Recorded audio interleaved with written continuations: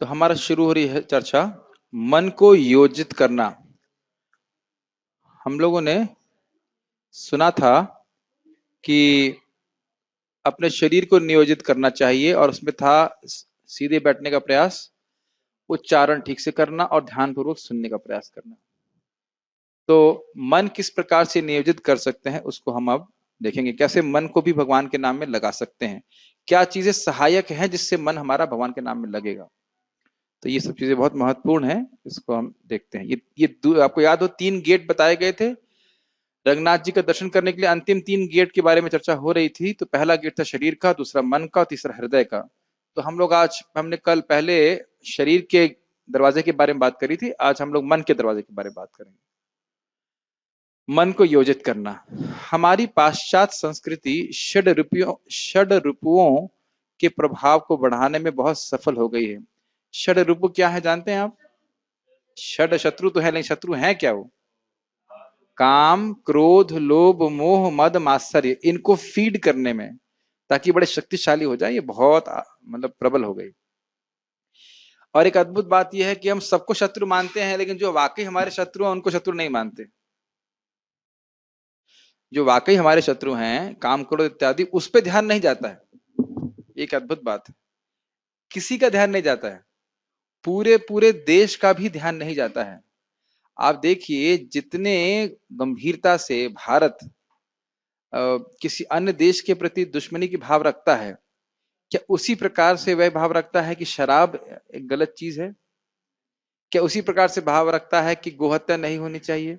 क्या उसी प्रकार से भाव रखता है कि लोगों को गलत चीजें नहीं देखनी चाहिए, गलत पिक्चरें नहीं बननी चाहिए, पिक्चरें ही नहीं बननी चाहिए? इंद्रियों के द्वारा कितनी हिंसा हो रही है भारतीयों के ऊपर, उस पर कोई विचार नहीं कर रहा। कितने आश्चर्य की बात है ना? आपको आश्चर्य नहीं लगता? सारों को सबको शत्रु मान रहा है जो वास्तविक शत्रु है नहीं, और जो हमारे वास्तविक शत्रु हैं उनको शत्रु मान नहीं रहा है। एक और थोड़ा विचार कर लेना चाहिए कि शत्रु किसको मानते हैं? जो आपकी बहुत प्रिय वस्तु आपसे छीन ले, यही तो है ना, शत्रु को यही तुम बोलते हैं। और ये षड्रिपु क्या करते हैं? एक केवल काम जागृत हो जाए तो 12 गुण सद्गुण नष्ट हो जाते हैं। लज्जा और बहुत सारे गुण, तेज, कांति, ये सब नष्ट हो जाता है केवल काम जागृत होने से, है कि नहीं? आदमी जितने गलत सलत काम कर रहा है, काम की वजह तो कर रहा है ना, भगवान गीता में बताते हैं। तो इसमें बहुत सफलता प्राप्त करिए इनको बढ़ाने में, जबकि वास्तविक सफलता क्या है? इनको कम करना। तो ये बात महाराज बोल रहे हैं। यह रिपु एक बद्ध जीव के आंतरिक शत्रु हैं। आंतरिक शत्रु आप जानते हो, अंदर से अंदर बैठे हुए हैं। ये शत्रु कौन है? ये है हमारी काम इच्छाएं। यह काम इच्छा जहां तक हो सके मन चाहा भोग करना चाहती है। इसका अर्थ समझते हैं? इसका अर्थ यह है कि कभी तृप्त नहीं होती और चाहता है और भोग और भोग, और चाहिए और चाहिए। बात डॉक्टर कार्नल वेस्ट ने, जो कि एक अमेरिकी दार्शनिक और विद्वान हैं, राधानाथ स्वामी जी से वार्तालाप करते समय कहा था, आज हम मन भटकाने वाले अस्त्रों के युग में रहते हैं। इंग्लिश में शब्द थे, we are living in a world of mass distraction, not distraction but distraction. पूरी पूरी सभ्यता का मन को केवल भ्रमित भ्रमित भी नहीं कहना चाहिए, डिस्ट्रैक्ट को क्या कहेंगे? विक्षेपित करने के, विक्षेपित करने का, हाँ, विक्षेपित करने का है। आप कुछ कुछ भी यूट्यूब पे कोई देख रहा है, कुछ देख रहा है, तो लगातार ऐसी वस्तुएं, चित्र आ रहे हैं जिसके द्वारा मन विक्षेप हो, मन में भोग इच्छा का निर्माण हो जाए। और किस प्रकार से लोगों के प्रति ऐसी हिंसा हो रही, वो बेचारे स्वयं भी नहीं समझ पा रहे। वो सोच रहे हैं कि मैं एंजॉय कर रहा हूं। हमारा मन बारंबार हमें धोखा देता है।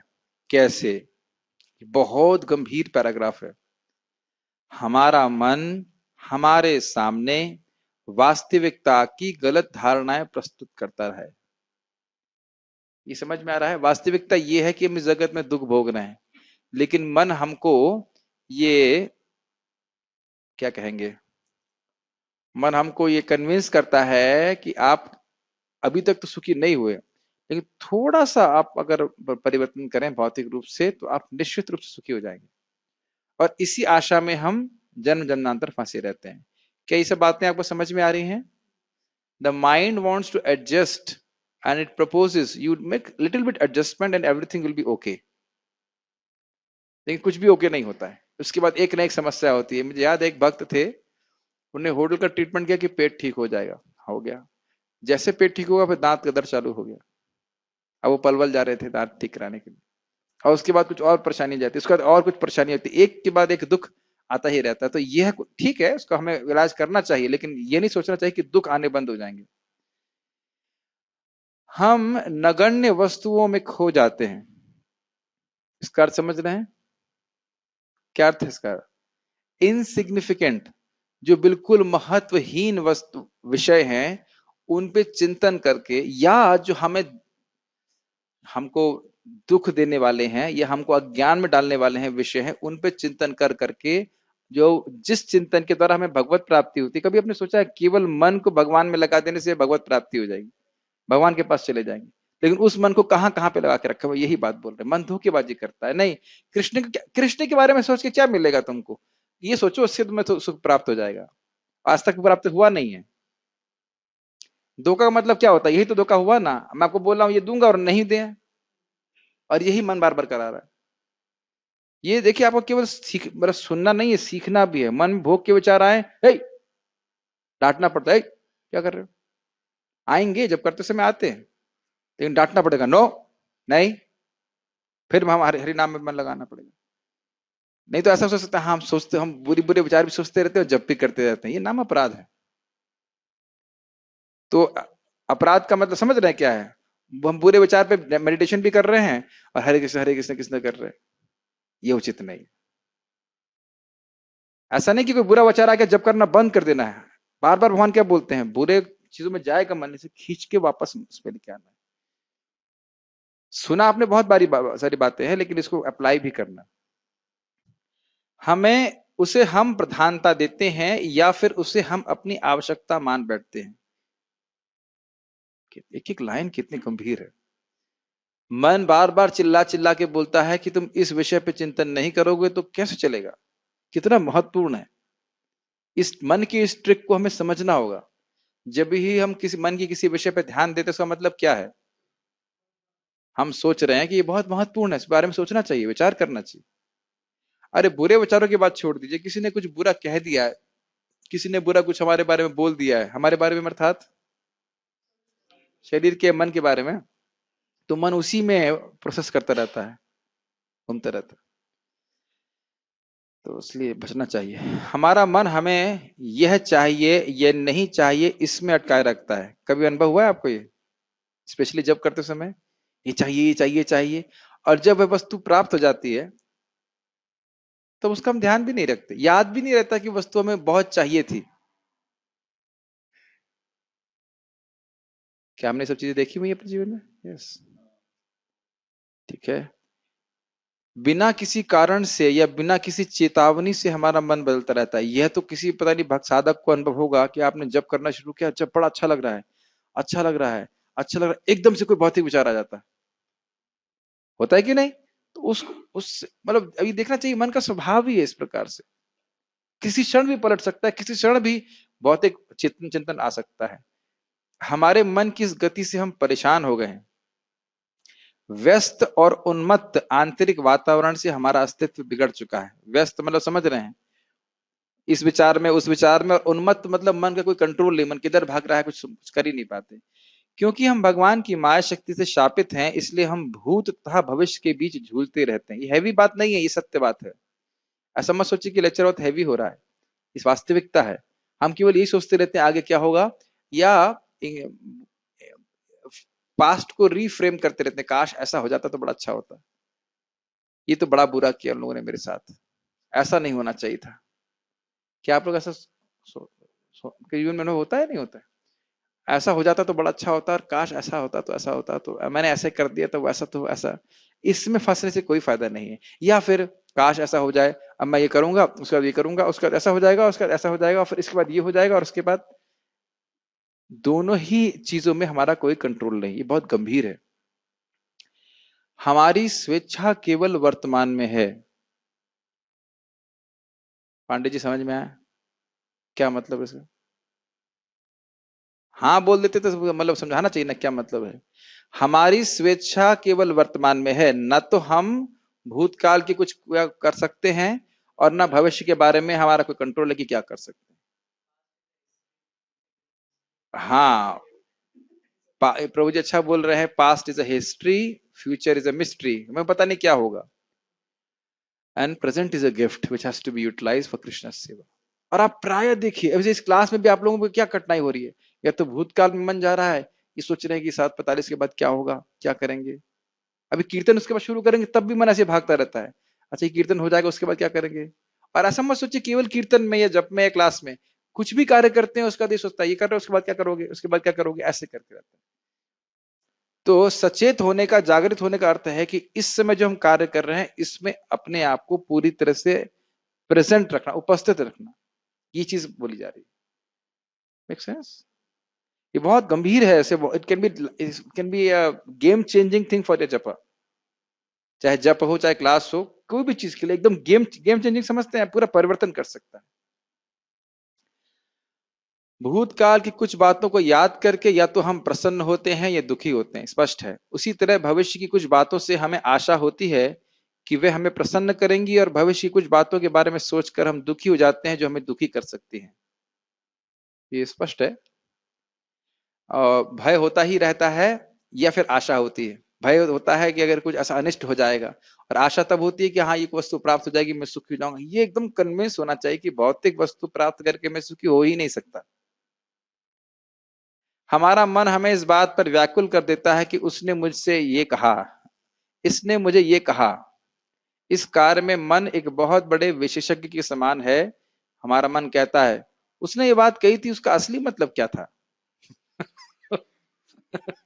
चाहे उस व्यक्ति ने बहुत सीधी सीधी बात कही हो, लेकिन मन, उसने कहा तो कुछ, लेकिन अभी कुछ तो था कल मैंने, हाँ आज सुबह मैंने मृदंग बजा रहा था, तो कुछ नहीं, मैंने कहा तो दूसरे डिवोटी को भी मृदंग बजाना है, उसको बजाने दो, दे दिया बीच में। दूसरा भक्त है, मैं समझ रहा हूँ कि आपने उसे मृदंग क्यों दिया, जबकि मैं कुछ बोला नहीं, मैंने कहा कुछ भी कोई विशेष कारण नहीं था, लेकिन मैंने कहा लोग सुने, इसे कहते हैं स्पेकुलेशन। आपने देखा लोगों को बड़ा मजा आता है, आपके मन में क्या चल रहा है मैं समझ रहा हूँ। आपने देखा इस प्रकार से करते हुए, वो जो बोल रहे थे ना, ऊपर की बात मत लो, मैं समझ रहा हूँ क्या कहना चाहते हैं। आपने सुना इस तरह कैसे बातें, बड़ा अच्छा लगता है हमको ये सब। ऐसा लगता है कि हम सर्वज्ञ हो गए, सब जानते हैं सब कौन क्या कर रहे हैं। बड़ा हम उसमें बड़ा सुखी रहते, इसी में हम लगे रहते। कभी सोचिएगा जिस व्यक्ति को आप अपना शत्रु मान रहे हो, 2 महीने पहले आपने उसकी शक्ल भी नहीं देखी थी, ऐसा हो सकता है। या 2 महीने बाद शायद जीवन भर आप कभी उसकी शक्ल नहीं देखेंगे। सोचा है कभी इस तरह से आपने, जिसको आप अपनी पूरी तरह एब्जॉर्ब हो गए कि ये व्यक्ति मेरा शत्रु है, ऐसा होता है ना, ये व्यक्ति बहुत खराब है। फिर कभी आप सोचिए कि अरे ये कुछ समय पहले तो मैं उसको जानता भी नहीं था, और आप देखेंगे कुछ समय के बाद हो सकता है वो उतना दूर चला जाए कि जब बिल्कुल दूर चला जाए, आपके जीवन में कभी रहे ही नहीं। और इस सब में क्या हुआ, हमारा चित्त भगवान से हट गया, ये कितना बड़ा नुकसान हुआ। ठीक है ना, ये सब देखिए बुद्धि के द्वारा निर्णय करके हम अपने मन को संयमित कर सकते हैं, ऐसा नहीं है, मन की चाल को समझ सकते हैं।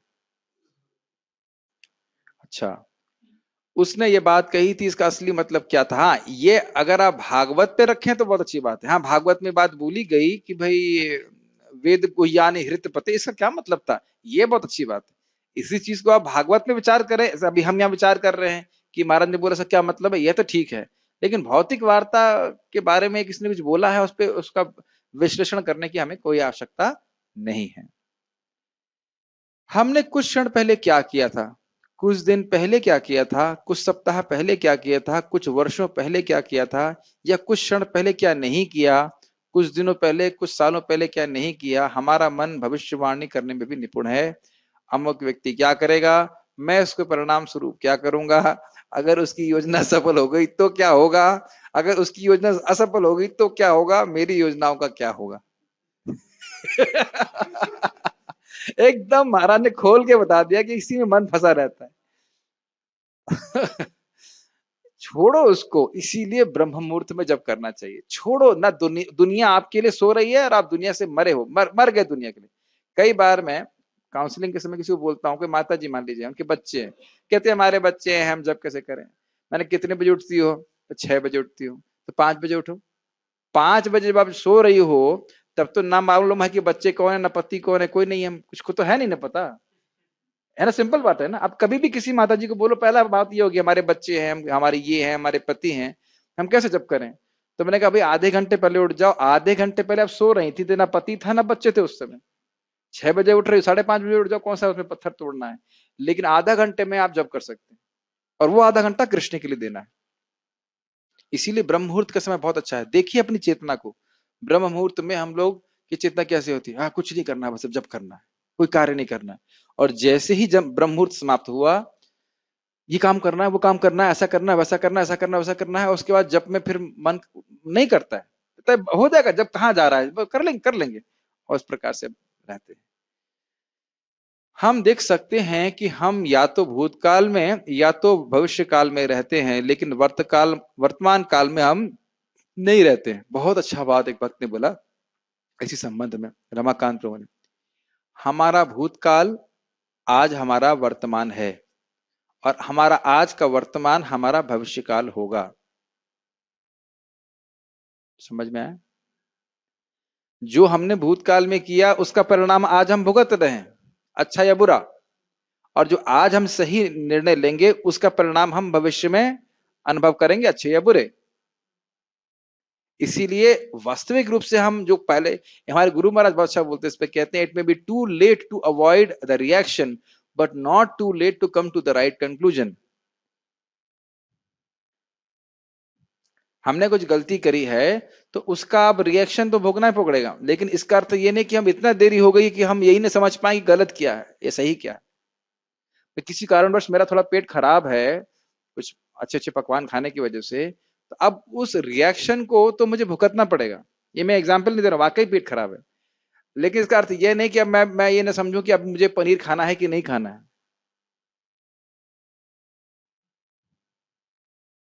ये तो खैर मैं अपने एक सिंपल उदाहरण दे रहा हूँ, शास्त्र के उदाहरण देखिए। 100 बारी मुनि तपस्या कर रहे थे और करोड़ जी के प्रति अपराध कर दिया, ठीक। उसका रिएक्शन क्या हुआ, भोगों में प्रवृत्त हो गए, बहुत दिन तक भोग में लगे रहे। लेकिन इसका अर्थ ये नहीं कि कभी वो चेते ही नहीं। चेते मतलब जगे ही नहीं, समझ गए अरे मैं कहाँ फंस गया, मैं तो भक्ति कर रहा था, तो फिर भक्ति में आगे प्रवृत्त हो गए। कभी भी कहते हैं ना, आपने हिंदी में सुना होगा, जब जागो तभी सवेरा। समझते हैं इसका अर्थ। इसका अर्थ यह है कि जब भी जागृति हो, कितना भी हमने गलती करी हो, लेकिन इसका मतलब ये नहीं कि हम सुधर नहीं सकते। Make sense. बहुत अच्छी बात है। मान लीजिए आपको बिल्कुल जप पे रुचि नहीं है, बिल्कुल नहीं है, तो समझना चाहिए हाँ मेरा पहले का कोई अपराध है या जो कुछ भी है, लेकिन अब मैं अच्छे से करने का प्रयास करूंगा तो मैं इंप्रूव कर सकता हूं। Make sense. बात बहुत सिंपल सी है, लेकिन कभी कभी लोग अपने सारे हथियार डाल देते हैं। अरे अब इस जीवन में तो मैं भगवत धाम जा ही नहीं सकता। अरे जब अजामिल जा सकता है तो आप क्यों नहीं जा सकते। नाम बहुत शक्तिशाली है, चाहे किसी भी अवस्था में हो व्यक्ति, उसको नाम ऊपर उठा सकते हैं, बशर्ते हम वर्तमान में कार्य करने का प्रयास करें। इस समय मैं क्या कर सकता हूं। Make sense. यस। देखिए बातें केवल सुनने की नहीं है। मुझे उम्मीद है कि कल जो आपने प्रवचन सुना था नाम के संबंध में, उसे कुछ कुछ अप्लाई किया होगा और कुछ कुछ लाभ प्राप्त हुआ होगा। कुछ लोग पहले से ही कर रहे होंगे। आज जो हम सीखेंगे मन के संबंध में, उसको और अप्लाई करने का प्रयास कीजिए। कहने की बस बातें ये हैं कि मन की चाल को समझना होगा आपको, तभी मन को नियंत्रित कर सकते हैं। है ना, कोई शत्रु है तो चालें समझनी चाहिए क्या करना चाहता है, तो उसी के बाद आप उसको हरा सकते हो। मन यही चाल खेलता रहता है कि आपको भूतकाल में लेके चला जाए, भविष्य काल में लेके चला जाए, उसमें आप कुछ कर नहीं सकते। This can be open. हवा आएगी, पीछे की खिड़की भी खोल सकते हैं। हम देख सकते हैं कि हम या तो भूतकाल में या तो भविष्य काल में रहते हैं, लेकिन वर्तमान काल में हम नहीं रहते हैं। इस मनोभाव को श्रील भक्तिविनोद ठाकुर जी सारग्राही वैष्णव नामक कविता में दर्शाते हैं। 19 अप्रैल प्रिंसटन यूनिवर्सिटी के इंटरव्यू में, सोए हुए अतीत को भूल जाओ, मतलब जो भूतकाल है वो सो गया, उसके बारे में चिंता मत करो। न भविष्य के सपने देखो, जो समय तुम्हारे हाथ में है उसमें कार्य करो और सफलता तुम्हें प्राप्त होगी। ये अच्छा अनुवाद नहीं है इन द सेंस कि वो पोएम है, पोएम का अनुवाद करना कठिन होता है, लेकिन अच्छा अनुवाद से मेरा मतलब है कि उसको पोएटिक फॉर्म में नहीं हुआ है, कठिन होता है, लेकिन मैसेज सही दिया गया है। ये बात, यही हमारी प्रॉब्लम है जब करने में, और कोई प्रॉब्लम नहीं है। इसीलिए बार बार इसी बात को बोला जा रहा है। लोगों को समझ में आ रहा है कि ये प्रॉब्लम है। क्या प्रॉब्लम है पांडे जी जप में? मन, हाँ मन हाँ ठीक है। तो मन, ये क्या मन लगता नहीं तो कहाँ लग रहा है? ये समझ में आ रहा है? कर्णामृत, कहाँ जाता है मन? बाहर जाता है। बाहर कहाँ? यानी भूतकाल में या भविष्य काल में ही चल जाता रहता है। मैं ये करूंगा, मैं ये करूंगा, ऐसे कर, ठीक, ये नहीं समझ में आ रही बात? पता नहीं समझ में आ रहा है कि नहीं आ रहा? हाँ ठीक है, ठीक समझ में आ रहा है, ठीक, गुड। और आप देखेंगे, कई बार आप देखेंगे, कल भी करके देख लेना कि किस जिस विषय पे आप बहुत ध्यान किए कि बहुत महत्वपूर्ण है, जब के बाद आपको याद भी नहीं रहेगा उसे करना। मोस्टली ऐसा हो जाता है। और उसको कोई महत्व ही नहीं देंगे, कहीं अरे तो महत्वपूर्ण ही नहीं था। या आप अगर उसको वाकई कुछ पे एक्ट करते हैं तो देखेंगे अरे उतना महत्वपूर्ण नहीं था जिसकी वजह से मैं अपने जप में ध्यान पूर्वक करना छोड़ दूं। माता जी समझ में आ रहा है आपको? जैसे आप जब कर रही हैं, आप सोचो मैं गार्डन में ये बनाऊंगी, ये करूंगी, वो करूंगी, ठीक है, जब गार्डन में जाए तो करिए, लेकिन जब के समय ध्यान पूर्वक जब करने का प्रयास कीजिए। नहीं समझ में आ रही बात? भाई आपने मान लीजिए, आप देख ही चुकी हो, यहाँ पे आपने गार्डन बनाया, तूफान आया, सारे पेड़ गिर गए। उस पर तो कोई कंट्रोल है उस पर कोई कंट्रोल है नहीं, केवल घास बची। तो इसका अर्थ यह नहीं है, वैसे देखिए, अगर ये भी इसमें एक लेवल है कि अगर कम से कम सेवा के बारे में सोच रहे तो वो भी कोई दिक्कत नहीं है। लेकिन सबसे अच्छा सुख मिलेगा जब हमारा मन ध्यानपूर्वक नाम जप को करेगा, सबसे अधिक लाभ वही है।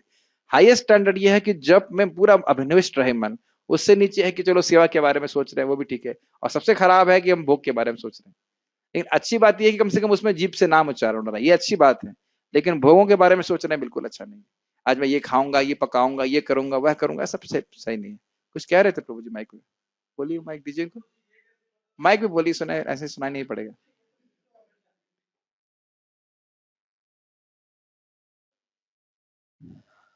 ऑन कीजिएगा। प्रभु ये कैसे हाँ। पता लगा कि मेरा आज जब परफेक्ट हुआ है? ये अच्छा प्रश्न है। बहुत सारे उत्तर हो सकते हैं इसका। वो चार्जिंग बंद कीजिए। देखिए, एक तो ये है कि जब करते समय सुख मिलता है, सबको अनुभव होगा। जो आप अच्छे से माला करें तो आपको बहुत अच्छा लगेगा। ये लेकिन इस पे ये इसको हम कुछ गारंटी नहीं कर सकते क्योंकि रोज ऐसा नहीं होता है। लेकिन जब हम एकाग्रता से जप कर रहे हैं तो धीरे धीरे, एक दिन में तो समझ में नहीं आता। देखिए, हमने अभी कुछ खाना खाया है तो यह तो हम नहीं कह सकते कि तुरंत ही रिजल्ट मिलता है। लेकिन हाँ, एक बात है कि आप चेतना की क्लैरिटी को महसूस कर पाएंगे। आप अपने 1 महीने भी आप अच्छे से जप करें ना, स्पेशली वृंदावन में तो 1000 गुना लाभ प्राप्त होता है। आप अपने आप, हम सब लोग अपने हृदय में बहुत तेजी से परिवर्तन महसूस करते हैं। हमारा सेवा करने का उत्साह होता है। जैसे आज एक भक्त ने मुझे बोला, प्रभु जी आप बेहिचक जो भी सेवा हो बोलने के लिए बोलिएगा मेरे को। मैंने कोई खास सेवा नहीं दी, लेकिन उनकी वाणी से मुझे बहुत सुख मिला। मैंने कहा ये कितना सुंदर एटीट्यूड है। और एक भक्त ने बोला, मैं नहीं आऊंगा सेवा करने के लिए। कुछ बोला नहीं, लेकिन मुझे भागवत की बात याद आई कि, मैं किसी का नाम नहीं बोलूंगा क्योंकि बुरा लगेगा, लेकिन बात बहुत गंभीर है। अगर आश्रम में रह करके, आश्रम में ना किसी जगह में भी, अगर कोई व्यक्ति सीनियर की बात को सुनता है, कोई अथॉरिटी बोलता है बाढ़ इति, हाँ मैं करूंगा, प्रयास करता है, तो वही प्रगति करता है। और अगर क्या, मैं मुझे कोई फर्क नहीं पड़ता, मैं नहीं करूंगा, तो वहीं से पतन का कार्यक्रम चालू हो जाता है। बहुत गंभीर है ये बात। हाँ मैं आप कर पाओ नहीं कर पाओगे की बात है, लेकिन हाँ मैं करूंगा, ये बहुत, ये मैं नहीं बोल रहा हूं, बाढ़ इति भागवत का श्लोक है। ब्रह्मा जी उस बात को बोल रहे हैं।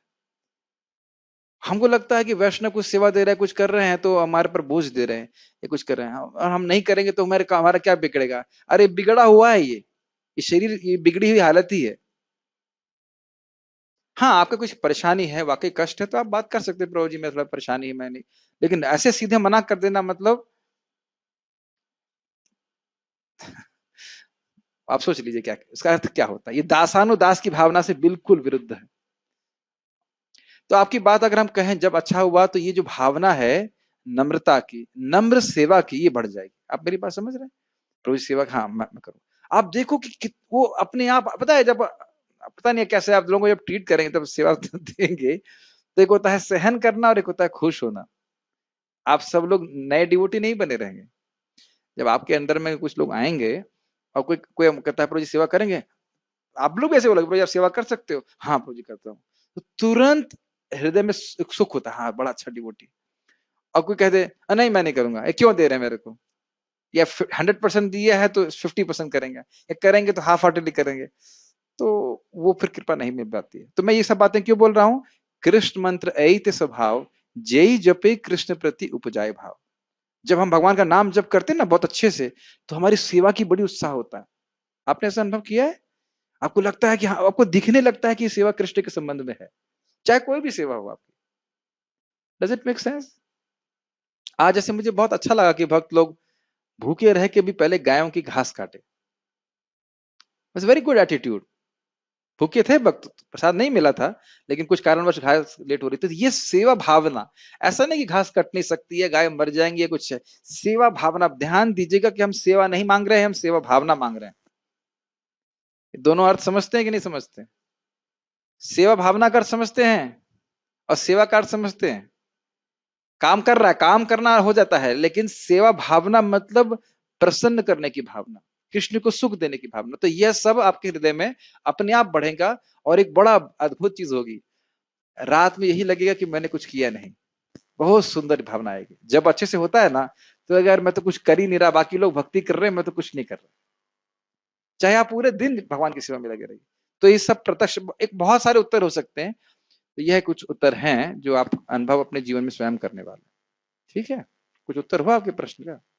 और हाँ, एक और चीज है, ये तो आप अनुभव कर सकते हैं, जब हम लोग ढीली ढाली तरह से जब करेंगे ना, तो हमको लगेगा ही नहीं कि हमने कुछ किया। हरे कृष्ण कृष्ण कृष्ण हरे हरे हरे राम राम राम हरे हरे कृष्ण। और ऐसे डिस्ट्रैक्टेड जब करते हैं ना, तो आपको कुछ लगेगा ही नहीं कि आपने कुछ किया। जैसे आपने देखा है, हम लोग पहले पढ़ाई करते थे भागवत की, तो कुछ समझ में नहीं आता था, तो लगता नहीं कुछ पढ़ा। ऐसा अनुभव है? अब देखो चेतना कुछ क्लियर हुई तो समझ में आता है, हाँ आज हमने ये पढ़ा, आज हमने ये पढ़ा, आज ये सीखा, आज ये हुआ, कुछ लगता है ना कुछ किया। प्रसाद खाने के बाद कुछ लगता है ना कुछ किया? नहीं। उसी प्रसाद को अगर आप बातें करते हुए इधर उधर से कुछ मस्ती करते हुए खाइए, नहीं महसूस होगा। और शांति से भगवान का स्मरण करते हुए हम प्रसाद ग्रहण करें, बहुत अंतर होगा। हर चीज में सचेत होंगे तो आपको अनुभव होगा। तो पहला मेरा एकमात्र उत्तर होगा, और वो यह है कि अगर हम जब ठीक से करते हैं तो हम चेतना की सफाई का अनुभव करेंगे।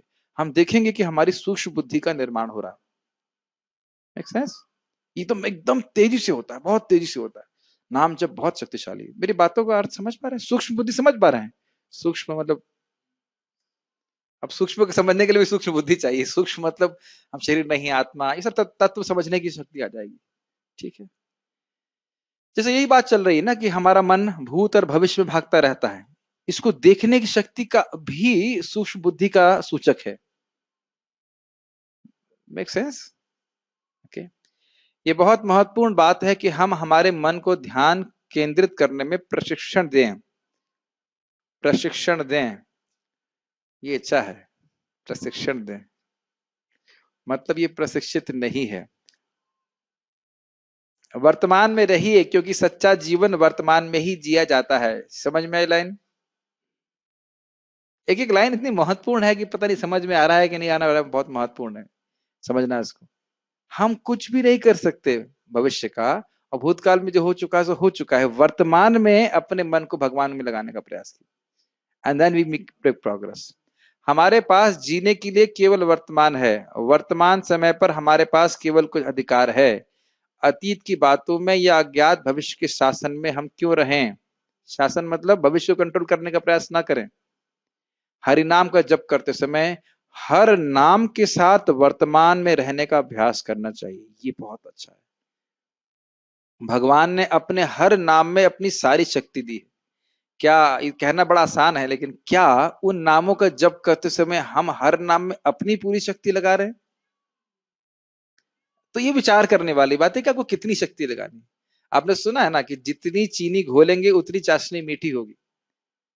अपने जीवन में आप बड़े तीव्र प्रगति का अनुभव करेंगे अगर एकाग्रता से जप करते हैं। हरे कृष्णा मतलब इतना स्लो करने की जरूरत नहीं है, लेकिन प्रयास करें। एक बहुत अच्छी बात गिरिराज महाराज कहते थे कि अगर आप इस प्रकार से जप करेंगे कि आपका हर महामंत्र आपका आखिरी महामंत्र है, तो एक दिन आप सही होंगे। एक भक्त बता रहे थे सच्ची घटना, प्रभुपाद जी के डिसाइपल, वो अफ्रीका गए थे और उस समय मंदिर में चोर आए। क्या नाम था उनका, भूल रहा हूं मैं।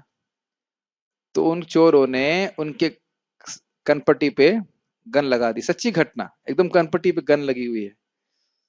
तो वो बोल रहे थे कि उस समय जो मैं जब कर रहा था तो मैं कुछ और नहीं सोच रहा था। तो बाद में वो बोल रहे थे कि श्रुति प्रभु आते हैं, बोल रहे कई बार इस बात को बोलते हैं। तो उन्होंने बोला कि क्या कृष्ण हमारे कनपट्टी पे जब गन लगवाएंगे तभी हम जब ठीक से करेंगे? कोई यहाँ पे कोई गन लगाए तभी हरे कृष्ण ठीक से होगा? क्या हम उस दिन की प्रतीक्षा कर रहे हैं? सोचना चाहिए। ठीक है।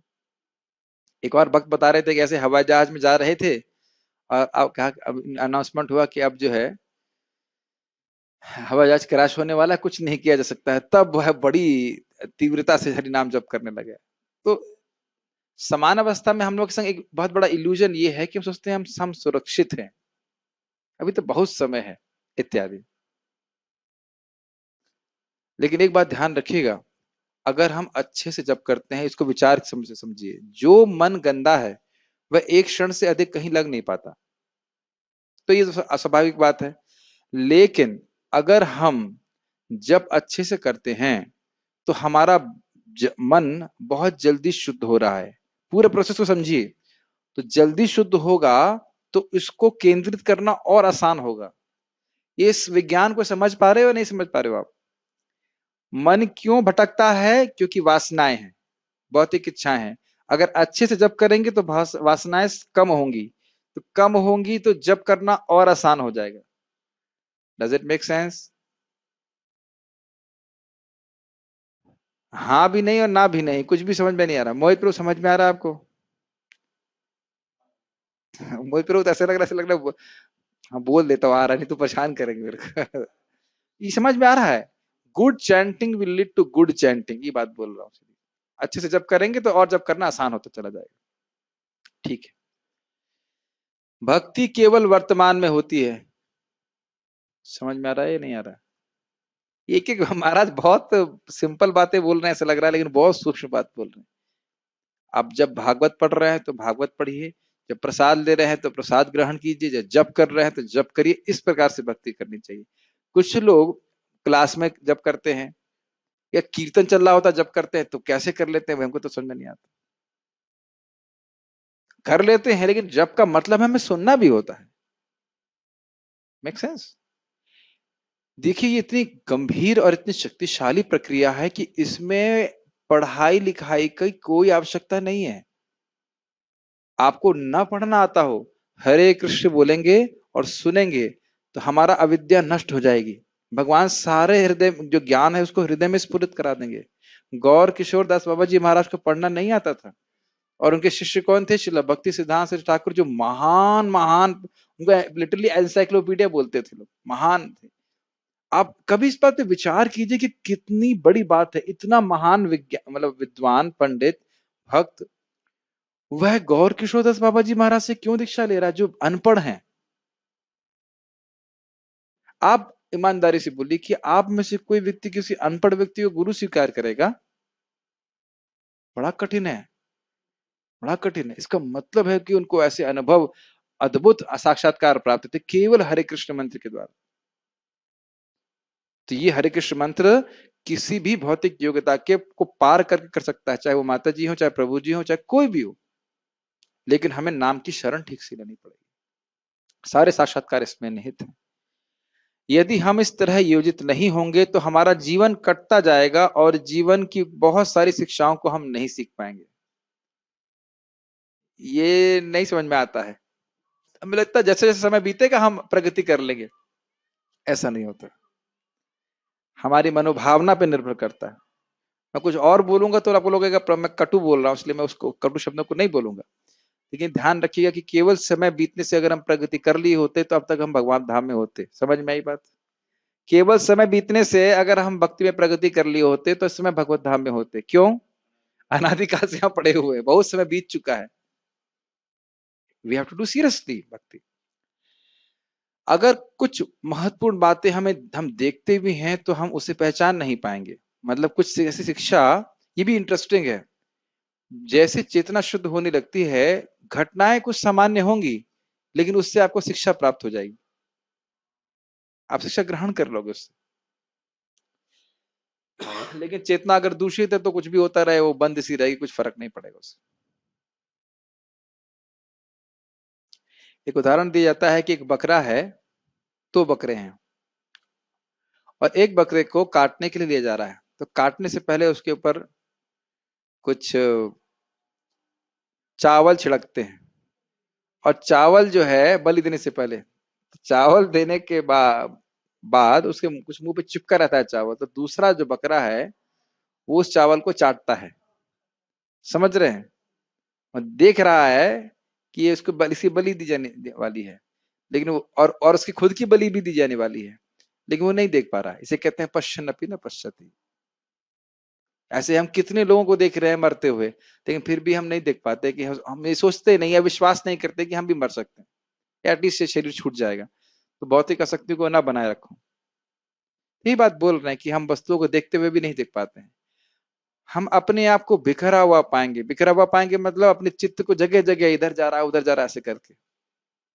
क्या आपने कभी किसी ऐसे व्यक्ति से बात करने की कोशिश की है जिसे फोन कॉल आते रहते हैं?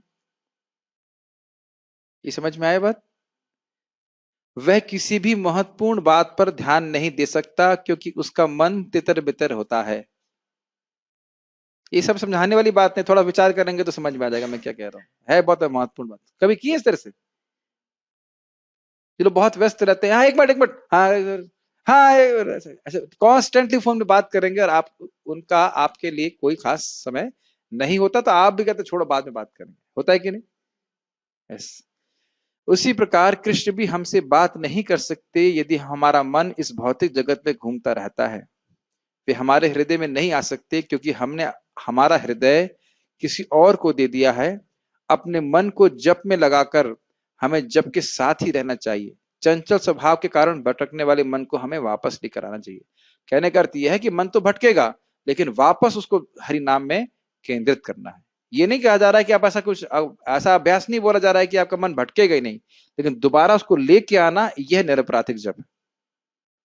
प्रभुपाद इस बात को बोलते हैं कि आपका मन नहीं लग रहा है, यह अपराध नहीं है, लेकिन आप मन को लगा नहीं रहे हो, यह अपराध है। दोनों में अंतर समझ रहे हैं कि नहीं समझ में आ रहा है? यस।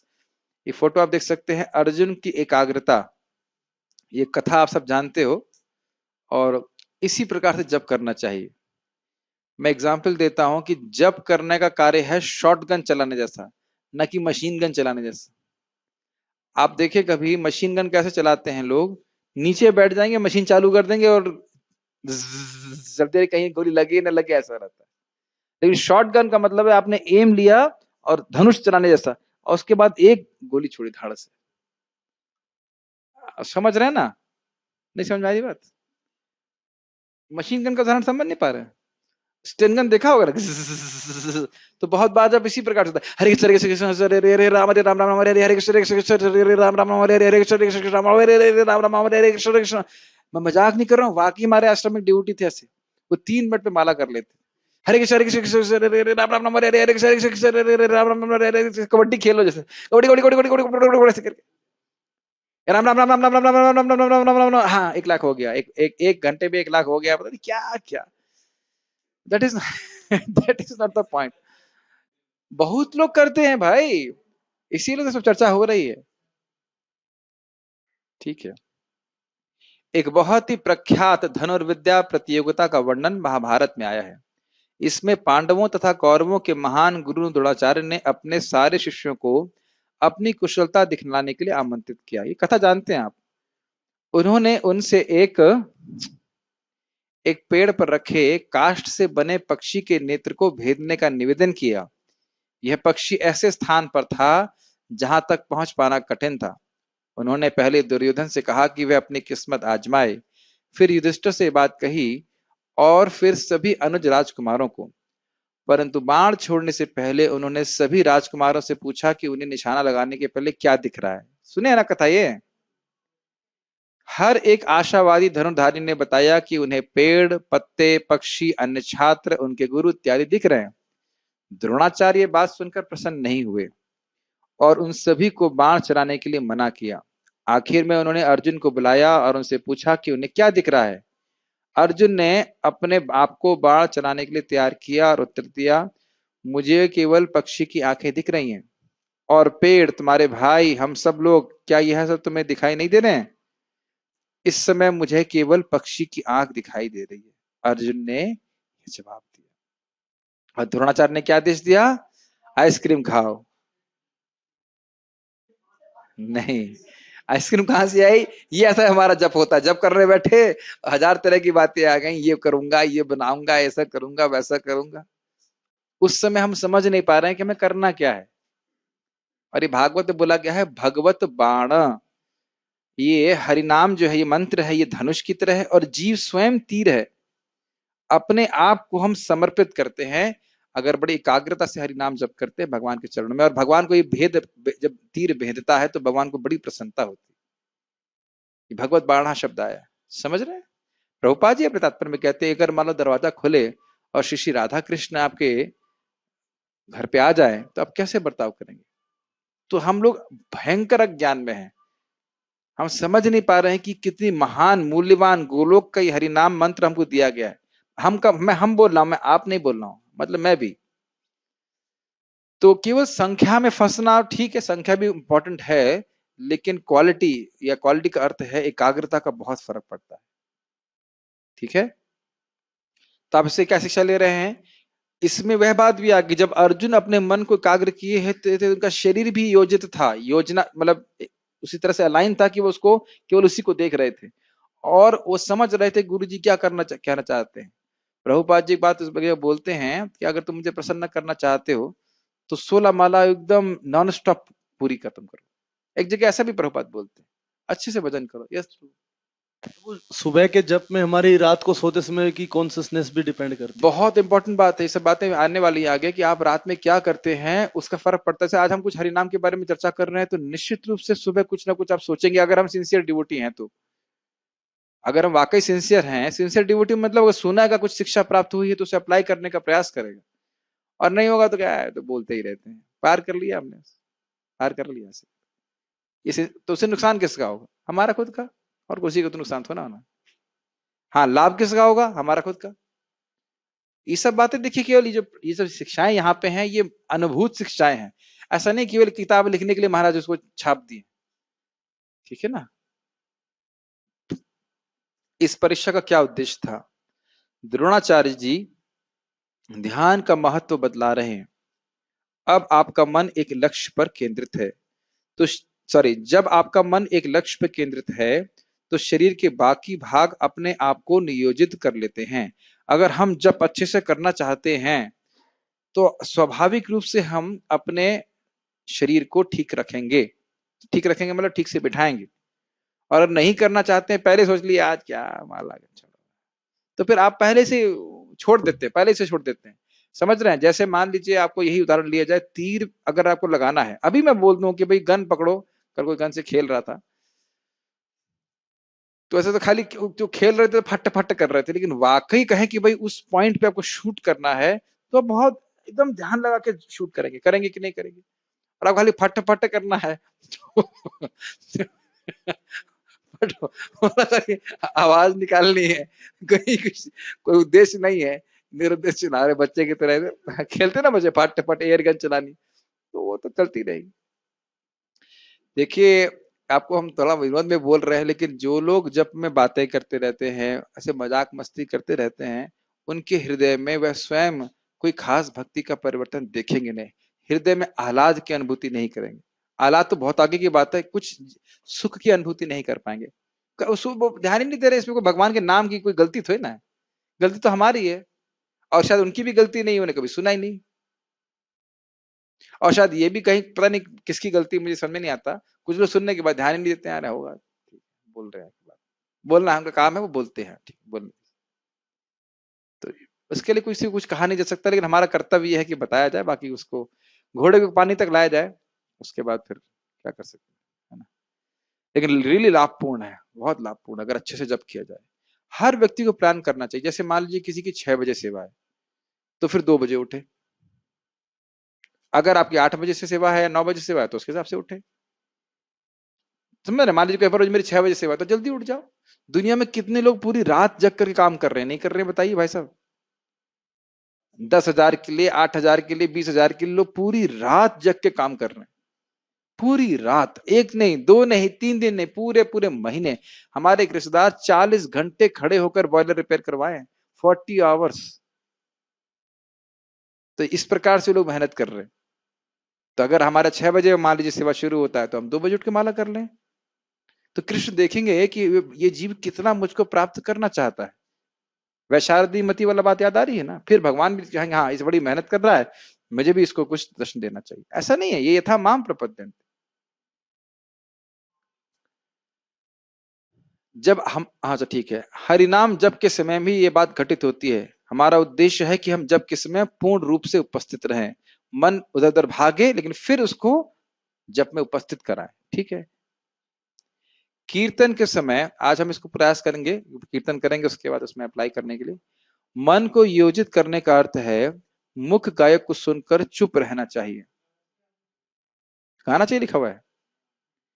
ये आपको लग रहा होगा यह भी बहुत चलता है, ये तो मैंने आंखों से देखा आनंद प्रभु को डांटते हुए। आनंद प्रभु के संग में थे लोग, मैंने आंखों से देखा, गुस्सा हो रहे थे, कह रहे तुम लोग मृदंग बजा रहे हो लेकिन गा क्यों नहीं रहे हो, करताल बजा रहे हो तो गा क्यों नहीं रहे हो। कीर्तन की शैली क्या है, कीर्तन आपका जो कीर्तन की आवाज है वह ध्वनि से, जो इंस्ट्रूमेंट्स की ध्वनि है उससे ऊंची होनी चाहिए। महाप्रभु के कीर्तन में इतनी ऊंची हरिनाम संकीर्तन होता था कि मृदंग सुनाई नहीं पड़ता था। ये चैतन्य चरितामृत वर्णन है, इतना भीषण हरे कृष्णा कीर्तन, भीषण मतलब जोर से हरे कृष्णा कीर्तन हो रहा था कि इंस्ट्रूमेंट ही नहीं सुनाई पड़ रहे। आप बीबी कुंज महाराज को देखिए, वो कैसे कीर्तन करते हैं कि वो स्लो रखते हैं, सॉफ्ट रखते हैं। इट कैन बी फास्ट, लेकिन इंस्ट्रूमेंट की आवाज हरि नाम से ऊपर होनी चाहिए, सॉरी नीचे, कम होनी चाहिए, कम होनी चाहिए। तो उसी प्रकार से हमें जो है ये भी कीर्तन ऐसा नहीं है, बहुत बार हम कीर्तन को समझ ही नहीं पाते कीर्तन है क्या। हाँ भाई, वो मतलब श्रोताओं को इकट्ठा करने के लिए समय पास किया जा रहा है, और ऐसे किया भी जाता है कि हाँ भाई श्रोता इकट्ठे हो जाएं और उसके बाद तब तक कीर्तन चलाते रहो। क्यों हो रहा है कि नहीं हो रहा है, यही हो रहा है। और वैसे जो वक्ता आएगा वो कीर्तन की महिमा बताएगा, लेकिन वो खुद कीर्तन नहीं करेगा। तो सब ये देख रहे ना, यदि आचार्य श्रेष्ठ, वो सब परम पूज्य राधा गोविंद महाराज से मैंने पूछा तो कह रहे थे, ही बात बोल रहे थे, भक्तों के संग में आके संकीर्तन करना सर्वश्रेष्ठ है।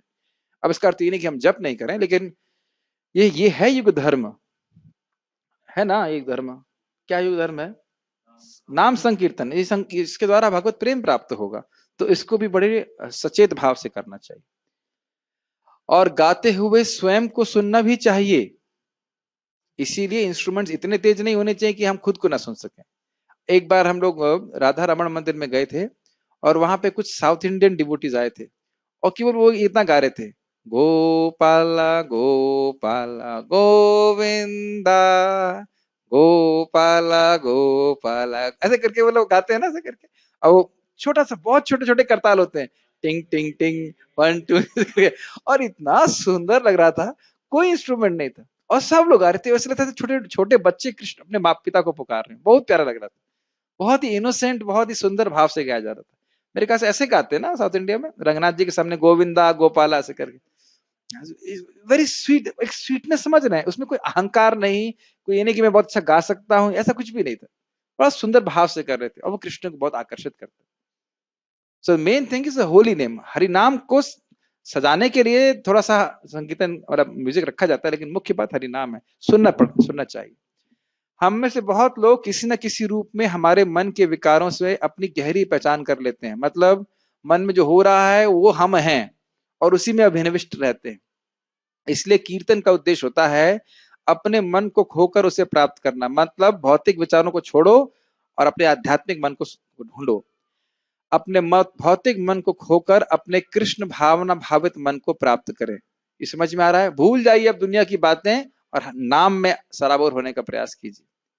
इसका अर्थ है जागृत होकर विक्षेपक विचारों को बंद करके उसे कृष्ण के विचारों से स्थानांतरित करना। अर्थात क्या हुआ, ये करना है, इस कीर्तन के समाप्त होने के बाद ये बहुत महत्वपूर्ण है, और उसके बाद वह करना है। इसको छोड़ करके कीर्तन में अभिनिविष्ट होने का प्रयास कीजिए। ये हम करेंगे, अभी कीर्तन करेंगे, उसके बाद तो उसको आपस में अभ्यास करेंगे इसको। तो यानी सारी चीजें हैं, वह चीज तो है ही, सीधे बैठना, सुनने का प्रयास करना, उच्चारण ठीक करना। कीर्तन में भी रामो रामो नहीं करना, रामो रामो ऐसा नहीं, रामा ठीक से हरि कृष्ण मंत्र बोलना, ठीक है, नहीं करना चाहिए। ठीक से उच्चारण करें और मन को भी इसमें लगाने का प्रयास करें। यह करने के लिए हमें मानसिक ध्यान के सार का अभ्यास करना होगा। जब भी आपका मन विचलित होता है तो उसे जप पर वापस ले आए। जप हो या कीर्तन, दोनों पे, हरि नाम की ध्वनि पे।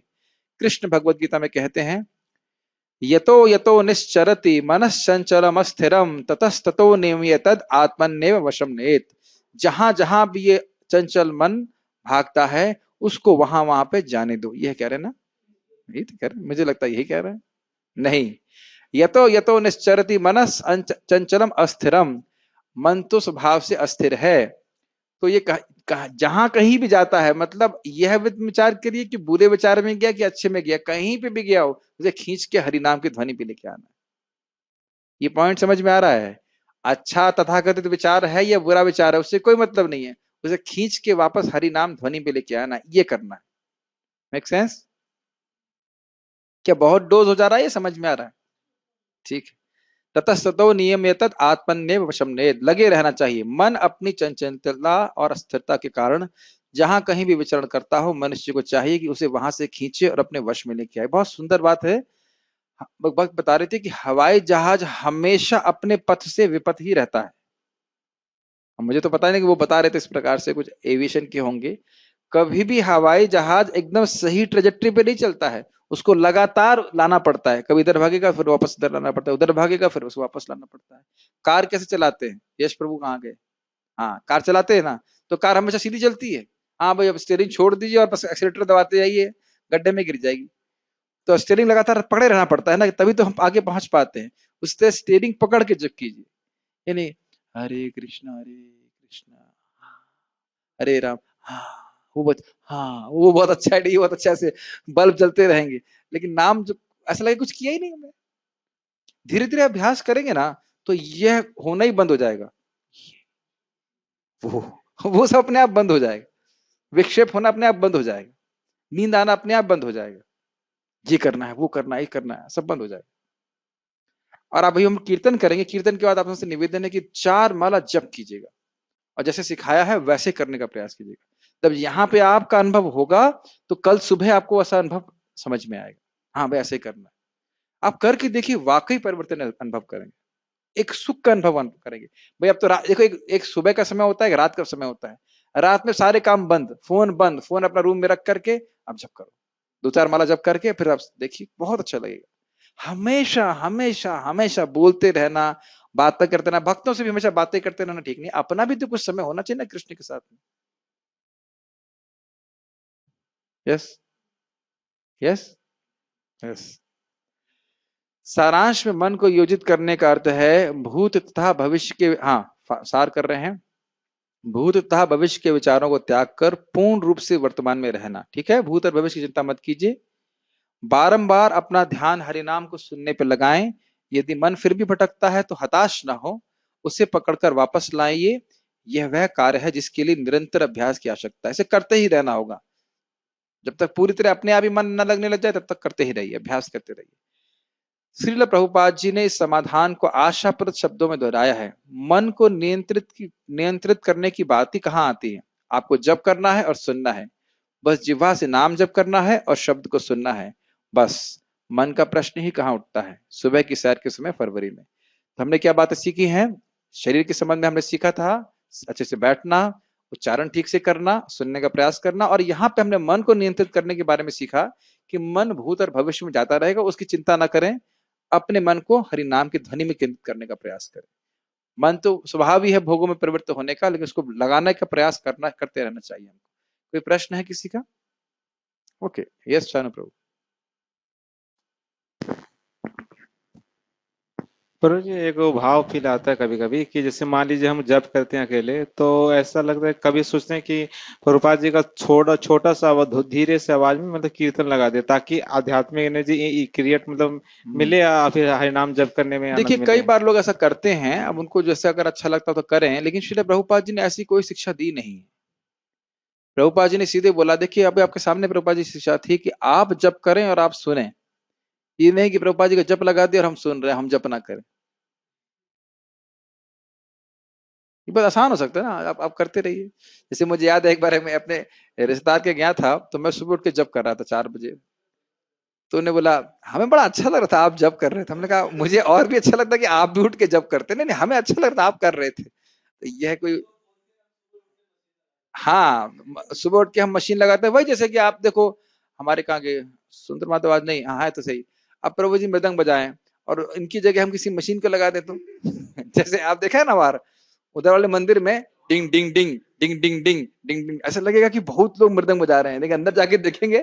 मैंने राजस्थान में पहली बार देखा, मैं कहा, ये क्या है, चीज क्या लगा रखी है, डिंग डिंग डिंग डिंग डिंग डिंग, वो एक ही बजाती रहेगी, उसको कोई परिवर्तन महसूस नहीं करेगी। तो एक बहुत महत्वपूर्ण बात है कि मशीन से सारा काम नहीं हो जाएगा। नहीं है तो आप बोल नहीं पा रहे तो ठीक है, कोई बात नहीं, नहीं तो बड़ा आसान हो जाता ना, बस अपना जो माला बाकी रहे वो मशीन में लगा दो, उतने समय के लिए माला पूरी हो गई।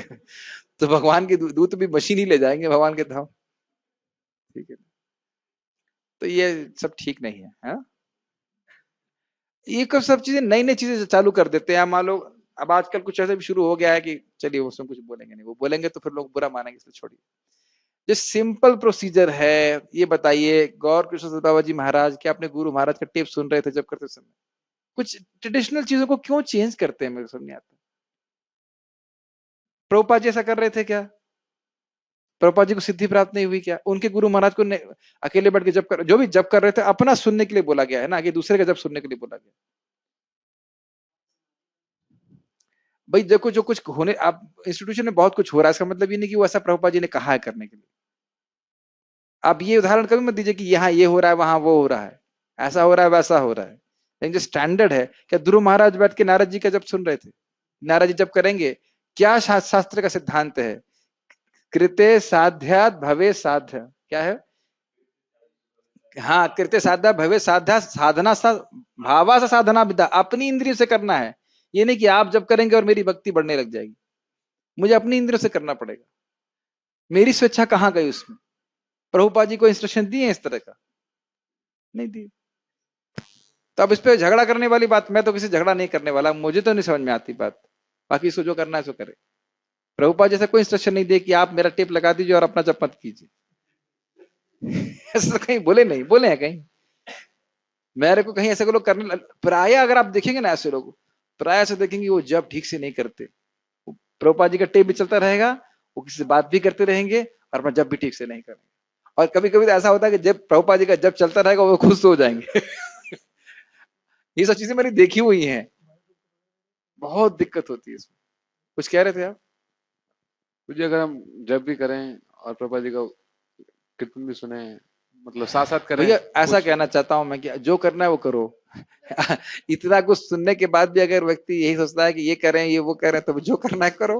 और कीर्तन भी सुनते हैं ना नहीं, जी। जोर से कीर्तन लगाना चाहिए, इतना जोर से लगा कि आपको जब सुना ही ना पड़े। प्रभुपा जी क्या बोल रहे हैं सीधे, क्या इतना भी हम नहीं समझ सकते?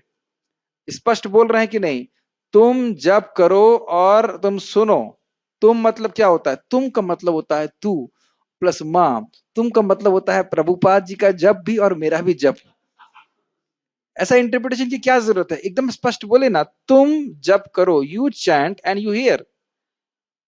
अब उसमें क्यों, जो हम कुछ करना चाहते हैं कुछ अलग बात है, लेकिन महाराज की या प्रभुपाद जी की बात एकदम स्पष्ट है, एकदम क्लियर है। Now whatever person want to do. हाँ, आप कोई आप बीमार पड़े हो, शरीर एकदम अशक्त है, कुछ नहीं कर पा रहे हैं, तो आप टेप लगा दीजिए, ठीक है, वो तो एक ठीक बात है। भाई जैसे मान लीजिए मैं यहाँ प्रवचन कर रहा हूँ, व्यक्ति कोई आ सके, कह रहे अरे रिकॉर्डिंग तो आ ही जाएगी, छोड़ो। तो फिर ये ठीक नहीं। वह फायदा जो आप सामने क्लास में बैठ के सुनने को मिलेगा, वह रिकॉर्डिंग से लाभ नहीं मिल सकता है, उतना लाभ नहीं मिल सकता, ये कहना चाहिए। Does it make sense? हाँ, कुछ लोग आप देखे हो ऐसा करते हुए, और अब जो जैसे करना चाहे करें। अगर जिसको जो देखो, कोई हम क्या कहते हैं, किसी को दंडित तो नहीं कर सकते, इसके लिए पुलिस तो नहीं भेज सकते, भाई प्रभुपाद जी का जप ला के कीर्तन जप कर रहा है तो कुछ कह नहीं सकते। और उसमें मैं झगड़ा भी नहीं किसी से करना चाहता, लेकिन यह प्रभुपाद जी की आज्ञा नहीं है। कोई आज्ञा मुझे दिखा दे तो मैं चेंज कर दूंगा, लेकिन प्रभुपाद जी ने ऐसी आज्ञा दी नहीं है। और अपने हृदय में अनुभव कर लेना चाहिए जब हम बड़ी एकाग्रता से जप करते हैं। एटलीस्ट मैंने तो ऐसा देखा है कि अगर कोई व्यक्ति बहुत जोर से जप कर रहा हो तो मैं सुन नहीं पाता उसको ठीक से। सो थोड़ा सा अलग स्थान में, जबकि भक्तों के संग भी कर रहे हैं तो थोड़ा अलग बैठ के जप करना चाहिए। यस, और कुछ कोई प्रश्न? ठीक है। श्री प्रभुपाद की जय, श्री हरिनाम प्रभु की जय।